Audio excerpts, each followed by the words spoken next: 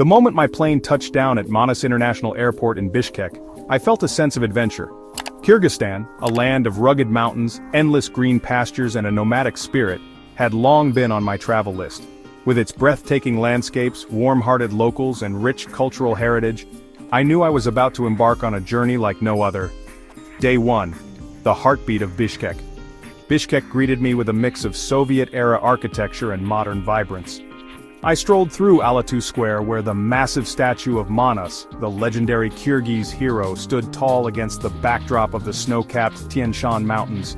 The lively Osh Bazaar was my next stop, a sensory overload of colors, scents and sounds. The aroma of freshly baked samsa and shashlik filled the air, and I couldn't resist indulging in a warm, flaky piece. As evening approached, I found myself at Oak Park, a serene escape in the heart of the city. Locals gathered to play chess, artists painted in quiet corners, and children laughed as they ran between statues and fountains. Bishkek had a laid-back charm that made it the perfect start to my Kyrgyz adventure. Day 2, 4, Song-Kul, a nomadic dream.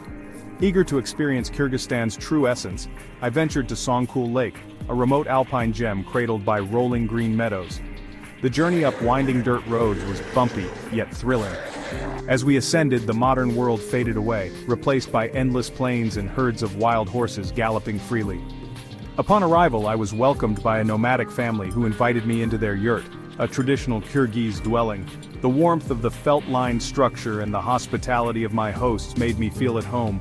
They offered me kumis, a fermented mare's milk with a strong, tangy flavor, and we shared a hearty meal of beshbarmak, boiled meat and noodles, the national dish.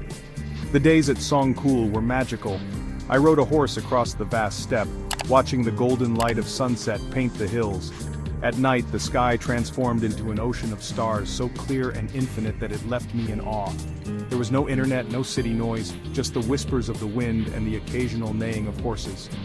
Day 5, 6, Karakol, a blend of history and nature. Descending from Song-Kul, I made my way to Karakol, a town nestled near the shores of Issyk-Kul, the world's second-largest alpine lake. Karakol's blend of cultures fascinated me. Russian wooden houses, Dungan mosques, and remnants of Soviet influence all coexisted harmoniously. My first stop was the Dungan Mosque, an architectural masterpiece built entirely without nails. Later I visited the Holy Trinity Cathedral, a beautiful wooden Orthodox church with golden domes that shimmered in the afternoon sun. The town's bustling bazaar was another highlight, where I sampled ashlian pho, a cold noodle dish with a spicy vinegary kick. Adventure awaited in the Jeti-Ögüz Valley, famed for its dramatic red rock formations known as the Seven Bulls. The legend of star-crossed lovers tied to these rocks added a mystical touch to the landscape. I hiked through the valley, breathing in the fresh mountain air and soaking in the raw beauty of Kyrgyzstan's untouched wilderness. Day 7. Farewell, but never goodbye. As my journey neared, I spent my last day at Issyk-Kul Lake, often called the Pearl of Central Asia.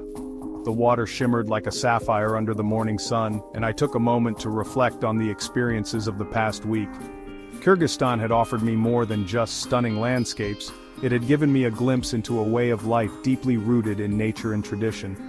As I boarded my flight home, I realized that Kyrgyzstan was not just a place I had visited, it was a feeling, an experience, a memory etched in my heart.